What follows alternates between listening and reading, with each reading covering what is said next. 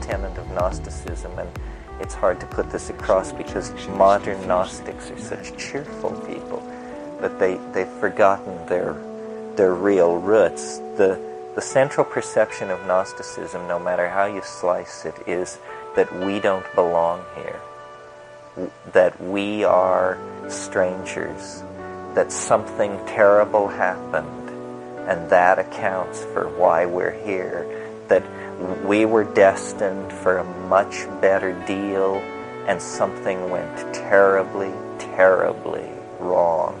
It takes different forms. Some Gnostic mythologies are fairly straightforward. Some are fairly Baroque. The one that I enjoy is one of the more Baroque ones. The 2nd century Gnostic Bishop Valentinius had this notion that there were 36 archons. They are demons of progressively lessening power that interpose themselves between man and a true vision of God. And the last of the archons, the 36th archon, was Sophia, and the only of the archons that was female. There's a tremendous sexual ambivalence in Gnosticism, which we can talk about, which is resolved in different ways. But anyway, the 36th archon is Sophia. She looked upward toward the higher God and saw him bring forth creation, of which she was the final manifestation. And in her heart, an avarice grew, a wish to create in the same manner as the highest and hidden All-Father. And she brought forth, it's described as an abortion. She self-fertilized herself. She did not understand the requisites of creation, and she turned inward into herself, and she brought forth a monstrosity. And this monstrosity is the God of the Old Testament, Yahweh, Jehovah. And when she saw what she had done, that she had brought forth this monstrosity, she flashed through a whole bunch of emotions very quickly. Horror, guilt, rage, fear, agony, like that. And these emotions of the errant Sophia condensed as the material world over which Ildabuath was then made Lord. So the entire material universe is seen as the condensed emotional debris of the horror of the 36th archon upon witnessing her own creation, who is then made God over this universe. Well, even though this is this really bad scene, it still, nevertheless, has this extremely tenuous connection to the highest and hidden All-Father in the form of what is called the scintilla, the spark, the soul spark of divinity. So then the goal of Gnostics, born into this unfortunate world, is to gather the light together, to save the light. The light is defiled by its presence in the world of material existence, and the light must be gathered. Well, so then the central soteriological concern, that means the central salvational concern of Gnosticism, is how shall we gather the light? And their whole theology then is, what is the light? How should we gather it? And once we have it, what do we do with it? And then there were various answers.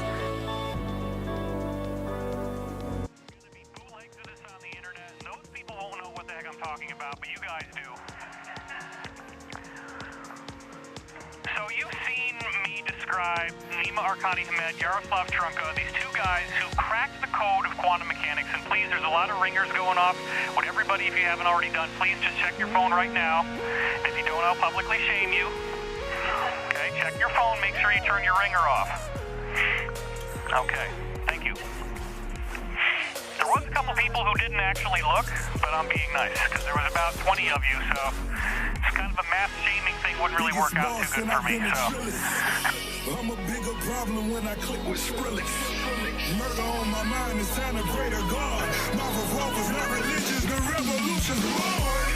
You wanna know my name, then go and tell us all. You wanna know my game, Suicide Squad. Pistol on my waist, I might make a mistake. Headshot, oh my God, am I crazy? Flooded Rolex at the Grammy Awards. They still selling dope, that's those Miami boys. Killers everywhere, it ain't no place to run. Forgive me for my wrongs, I have just begun.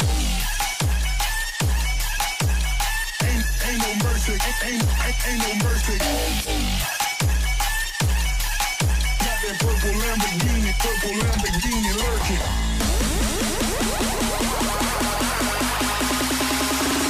I'll just ain't no mercy, ain't no mercy. Got that purple Lamborghini lurking.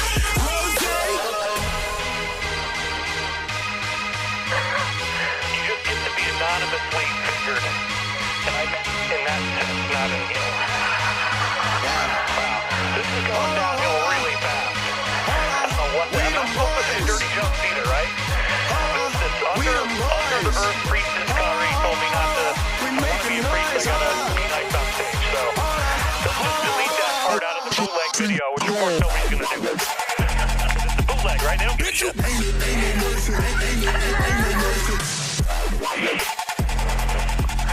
Okay. If we can grasp this idea that in fact all of quantum physics, all of the stuff that matter is, you look at it at the quantum level, and it's all an emanation from one seed. You guys already know that, and there's other videos where I talk about this. That these physicists discovered that all the universe emanates out of a single geometric pattern. And that means that the entirety of the universe, I mean, this room in and of itself seems pretty big to us. But imagine the size of the Earth. Imagine that the Earth is just a speck compared to the Sun. The Sun is just a speck compared to the galaxy. The galaxy is one of untold billions or more. And yet we're being told now that all of those billions of galaxies emanate from a single geometric point. That's pretty trippy stuff. And the idea that time doesn't really exist either, because time also emanates from this one point. And the geometry, of course, is very similar to the Star of David, as I've been saying. It's basically a three-dimensional Merkaba, Star of David pattern. So we could get into geometric cosmology, and I am going to cover some of that on the Monday talk, if you guys are here for that. We're not going to get into that tonight. What I want to do, though, is I want to give you guys the benefit of a condensed grand summary of this really cool stuff that I... Yeah. 901 Shelby Drive, look alive, niggas came up on this side, now they on the other side. Oh well, fuck them, dawg, we gon' see how hard they ride. I get racks to go outside, and I split it with the guys. We up on the other side, niggas acting like we tied. I've been gone since like July, niggas acting like I died. They won't be Raymond Moody, people that have never been spiritual or religious in any way. They have a near-death experience, and they come back to their body, and they all report the same thing. And Dr. Michael Newton broke it down into 10 stages. And interestingly enough, after I promoted that material in January at Conscious Life Expo, or February rather, I got emailed last week by the president of the Michael Newton Institute. And they've now invited me for more collaboration, which is really cool, and I hope to be able to have the time to do that. Those 10 stages are very consistent, and what it reveals is that you have a spiritual agenda in the afterlife. Before you were born, you decided that you were going to be in this lifetime. You decided who the people were going to be that you were going to live with, many of the great karmic challenges and problems that you would have. You decided that you were going to be pursuing a particular course in this lifetime in the hopes that your spiritual agenda would be realized. Now, what does that mean? You have a spiritual agenda. Your soul, there are some seats still back here over on the left. My left, not your left. Okay. Your soul is trying to get you to a higher level of communion with this essential nature of the universe. This is one of the great teachings we have. The universe is actually built on a consciousness not based on matter. Matter is the emanation of the consciousness, but it is not the precursor to the consciousness. The consciousness is the precursor to the matter. You're up next. That's an unusual one. What Mr. Scamander fears above everything else is... having to work in an office, sir. Go ahead, Newt. Ridiculous. Gnosticism is the general banner under which all of this stuff can be placed. Gnostics believe magic blooms only in rare souls. Still, we must skulk in shadows.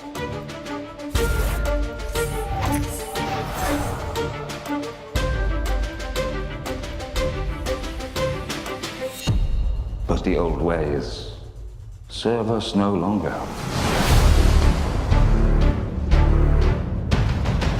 I take it you've heard the rumors. Grindelwald had a vision that he would rise to dominance over the wizarding world. So you're asking me to help hunt him down?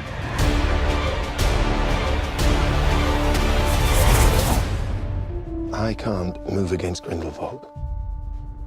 It has to be you. In your shoes, I'd probably refuse to. It's late.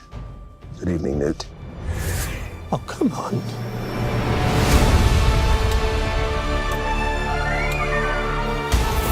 You underestimate your talents, Mr. Scamander.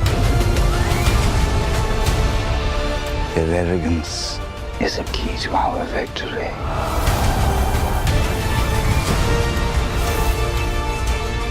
Muggles are not lesser.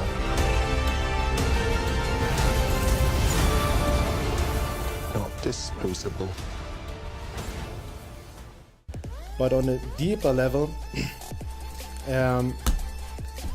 it really comes down and, to make the bold statement and really just, there are many other sources that talk about this, and you guys, as I said, can research it for yourself, but what it comes down to is that we as human beings have been genetically manipulated and partially created by quote-unquote alien forces over hundreds and thousands of years.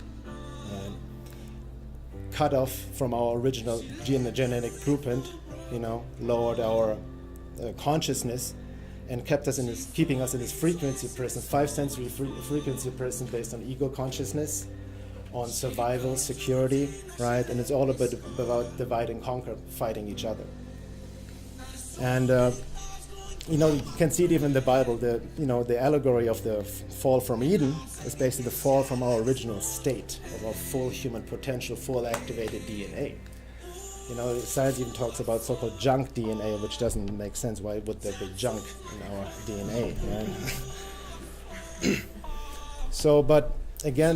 What it really comes down to is that the aim or the reasons to keep us in this frequency prison is they farm us for our soul energy.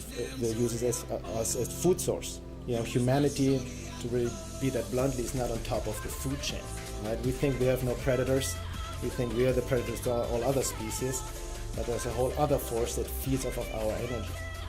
And the reason they keep us on the lower frequency is because they feed off of a certain frequency, a negative frequency of suffering, of all kinds of negative emotions, of sexual pathologies, and chaos, wars, and all of that, which they initiate through the human puppets, right? All the wars you see in the world, when we see on the surface level, initiated by psychopaths or Zionists or, Illuminati, Jesuits, Rothschilds, Rockefellers, all of them are also actually puppets to these hyperdimensional forces. And psychopaths are fully occupied by these entities. So psychopaths have basically empty shells, which are being used by these entities to carry out their agenda. The only purpose to create that frequency, right? So we're being really literally farmed as a for this food source. So on the higher levels, there may be some direct involvement of where these controllers on the 3D level. I have direct contact with some of these alien forces, but most of them have no idea what their true agenda is. They're also compartmentalized. You have the pyramid we all have seen, of the control system, and we see the Illuminati on top, but that's really just on the physical level. There's a much higher hierarchy that goes up into the hyperdimensional and physical realm. Now, everything we see on our planet that's happening right now, which others have talked about as well, which we see right now with chemtrails, vaccination, GMOs, fluoride in the water, right? EMF radiation, Wi-Fi, all of that. And it's really designed to keep us in this lower frequency, to keep us from awakening, to keep us from activating our DNA, our original blueprint, right? And it also, especially this day and age of the technologies, keeps us in our heads, head-centric, away from our body intelligence, because our body is really the instrument for ascension, and that's really key in the awakening process, which I'll go on a bit later. So ironically, we are GMOs. We are genetically modified organisms. And in ways we have no idea of and are not aware of, because this has been going on for so long, so it has become normalized. And really the name of the game is also that pathology has become normalized. As Krishnamurti said, it's no measure of health to be well adjusted to a profoundly sick society. So, in the Native American spirituality, they talk about the reticulovirus, right, that works through humans, and that's really how it works in ways we're not aware of, not only through the outer forces, but also through ourselves. We have no true understanding until we go into deeper esoteric work. So here's another Matrix analogy, as if there hasn't been enough of that already. But the film The Matrix, besides the obvious ideas shown in that film, also provide deep esoteric truths. For example, when Neo wakes up, pulls up his tubes and sees these feeding fields of humans being bred in these tubes to be used as energy source or food source for the machines. It's a great allegory of the hyperdimensional matrix control system. We see also Neo, this disillusionment, right, which happens when he becomes face to face with the horror of the situation, as Gurdjieff also talked about. So I want to read 3 different quotes from 3 amazing renegades and awakened beings. All quotes are from the early 20th century. The first one is from Rudolf Steiner. There are beings in the spiritual realms for whom anxiety and fear emanating from human beings offer welcome food. When humans have no anxiety and fear, then these creatures starve. People not yet sufficiently convinced of this statement could understand it to be meant comparatively only. But for those who are familiar with this phenomenon, it is a reality. If fear and anxiety radiates from people and they break out in panic, then these creatures find welcome nutrition and they become more and more powerful. These beings are hostile toward humanity. Everything that feeds on negative feeling, on anxiety, fear, and superstition, despair or doubt, are in reality hostile forces in supersensible worlds, launching cruel attacks on human beings while they are being fed. Therefore, it is above all necessary to begin with that the person who enters the spiritual world overcomes fear, feelings of helplessness, despair, and anxiety. But these are exactly the feelings that belong to contemporary culture and materialism, because it estranges people from the spiritual world. It is specially suited to evoke hopelessness and fear of the unknown in people, thereby calling up the above-mentioned hostile forces against them. So what Steiner says at the end is really shows again the whole setup of the matrix when we're being preoccupied with life in this fear-based matrix. That's really the matrix what is based on, this fear frequency of survival and preoccupation and making a living and all of this, and competition and fighting each other and the anxiety and the panic and that comes with it. And on that note, what I do actually for a living, I'm a body worker, energy worker. I do holistic coaching for 15 years. And what I see of most people are constantly in fight and flight. They don't even know it. Constantly anxiety, right? And it has become so normalized, that stress, that, and then there are the coping mechanisms for addiction, all of that. But that's really the setup of the matrix to get that, frequency food source. So the next quote is from Gurdjieff from the book In Search of the Miraculous. There are 1,000 things which prevent a man from awakening, which keep him in the power of his dreams. In order to act consciously with the intention of awakening, it is necessary to know the nature of the forces which keep man in a state of sleep. First of all, it must be realized that the sleep in which man exists is not normal but hypnotic sleep. Man is hypnotized, and this hypnotic state is continually maintained and strengthened in him. One would think that there are forces for whom it is useful and profitable to keep man in a hypnotic sleep or state and prevent him from seeing the truth and understanding his position. So in light of what we explored, it's very clear what he's hinting at. But also understanding this idea of hypnotic sleep. When somebody is hypnotized, that person doesn't know that he or she is hypnotized. So also when we talk about awakening, if anybody wants to awaken, we need to also acknowledge how we are asleep. Right? Even if you're aware on some level, on the intellectual level, mind level, how the matrix works, it requires a lot of humility and a radical self-honesty to really admit our own sleeping state. And in the ways we may be asleep and manipulated, we have really no awareness of.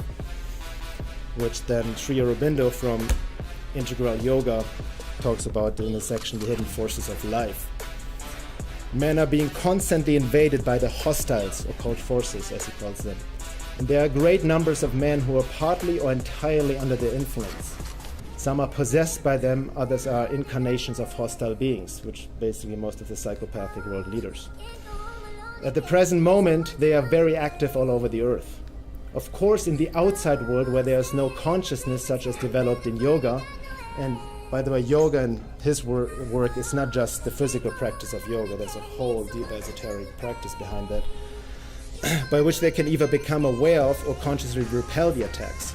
The struggle in them between the psychic, which is his expression for the soul, and the hostile forces goes on mostly behind the veil, or so far it is on the surface, is not understood by the mind. The apparent freedom and self-assertion of our personal being, to which we are so profoundly attached, conceal a most pitiable subjection to 1,000 suggestions, impulsions, forces which we have made extraneous to your little person. Our ego, boasting of freedom, is at every moment the slave, toy, and puppets of countless beings, forces, and powers, influences in universal nature. All life is the play of universal forces. The individual gives a personal form to these universal forces. But he can choose whether he shall respond or not to the action of a particular force. Only most people do not really choose. They indulge the play of the forces. Your illnesses, depressions, etc. are the repeated play of such forces. It is only when one can make oneself free of them that one can be able to be a true person and have a true life. But one can be free only by living in the divine. So that sounds all very scary, and what the hell is going on, invisible forces invading us and all of that. But he, at the end of this quote, shows us the way out. One can only be free by living in the divine. And what does it really mean to be living in the divine? Well, we go then into this topic to what does it truly mean to be awake? And in this day and age, as more and more people, quote unquote, are awakening as we see it and become more aware, I've also seen that the word awake is being very misused and misinterpreted in so many ways, just like the word love is being abused and misused for all kinds of things that we don't love. Right? So when we talk about it, what does it truly mean to be awake? Right? I mean, I feel like awakening, just truth-seeking, is a process, right? You're not like, I'm awake. I don't claim to be awake. You know, there's, in the absolute sense of the true meaning of the word, right? That different stages. You can be awake on a superficial level, on an intellectual level, in terms of how the matrix works. You see through government status and false flags and all the corruption and lies, and that's fine and good. Even on a deeper level, secret societies and whatnot. Or you can even be intellectually aware on the mind level of the hyperdimensional matrix. But from an esoteric perspective of the awakening process, it can hardly be called having taken the red pill, because that's a whole different story to really rise up to a higher level and make a conscious connection to the divine, because we're talking about enlightenment, right? The death of the ego personality of who you think you are, the I, you know, and you become a conscious instrument of the divine and fully in alignment with the Tao, as they say in Zen. But you know, when we talk about what the true awakening state is, or enlightenment state is, we obviously come into problems with language. As Lao Tzu said, the Tao that can be told is not the eternal Tao, right? Language, it's at some point in the awakening process, especially on an interpersonal or inner level, when you reach a higher state, there's certain states of being and experiences you cannot simply put into words. But that's why you also see in the ancient teachings, esoteric teachings, that work with metaphors, allegories, symbolisms, to kind of, you know, like the saying goes, to point a finger at the moon. But you know, many people mistake the finger for the moon and take things then literal and all of that. However, as Suzuki said, to point at the moon, a finger is needed, but woe to those who take the finger for the moon. So let's do a little bit finger pointing, trying to describe the undescribable. In the more practical terms, you know, like I said, in terms of the awakening process, understanding the external matrix or control system is very much needed, right? However, what I see in this day and age, especially in the so-called truth movement and people waking up glued to the internet, you know, screen and taking all in this information, which you also need to learn basic critical thinking to dissect lies from truth, because there's a lot of disinformation in the alternative media as well, which we must not forget. It's not just the mainstream media, right? So if you don't have your critical thinking skills down on that level, you can also, you know, unintentionally actually spread disinformation or confuse yourself even more. But the key really in the deeper awakening process is the process of embodiment. And embodiment, as the word just implies, means also on the basic level to get more into your body. You know, so what Carrie said at the beginning of this event, it's really like we can get so stressed out with all this information, creating more anxiety and fear and producing that loop for other forces to feed off. We need to kind of get ourselves grounded. Right? We need to get into our bodies, especially with conscious body practices, speed yoga. I love qigong, conscious dance, you know, walking out in nature and just meditating and just, you know, getting away from the technological gadgets. However, it is more than just getting in touch with your body. This is absolutely needed. But embodiment, you know, when you look at the root word, it means in a reference to a soul or spirit invested with a physical form. And the synonym for embodiment are incarnation, avatar, and manifestation. And as we know, incarnation is a person who embodies spirit in the flesh. So embodiment from the spiritual esoteric perspective means actually the, you know, full soul growth, to grow your soul, to bring your soul up to the front, or as Sri Aurobindo said, the psychic being, the soul to the front and the personality to the back. So the personality becomes a pure expression of essence. Right? You know, like when we're born, you know, a lot of people, some people claim when babies are born that they're fully enlightened, fully awake. This is not so. I mean, we're all born with the soul and embryo, as Gurdjieff said, right? And we need to engage in conscious esoteric work or conscious evolution to grow our soul, to grow our astral bodies, which also basically results in activating our DNA and reconnect the original genetic blueprint. But in our society, as we all know, you know, as we grow up, essence is being, our soul potential is being pushed back, and we're being like, our personality is formed of education, mind control, right? You're being told what to think, not how to think, right? And media and all of that, and our parents, nobody had perfect parents, right? And they just you cannot blame your parents either, because they have damage and programming around and around it goes, right? So essence being pushed back on more and more, and what is created is this false personality, which we then mistake as our true self. You know, if you tell people, you know, that they don't know themselves, like, I know myself, I know who I am, right? But most of the people refer to that especially their conditioned self, they're not aware, they have desires and needs, they're not even their own. Could you believe I could be different? I'll be the difference. I'll lift you high. And I understand your hesitation, my reputation. It's no surprise. So let me redefine you. And you can see the time move, just like tears in the eyes do. And when you're feeling oh baby, I'll be right here between the sea and silence. So breathe easy, my dear. You can find sunshine in the rain. I will come running when you call my name. Even a broken heart can beat again. Forget about the one who caused you pain. I swear I love you in a different way.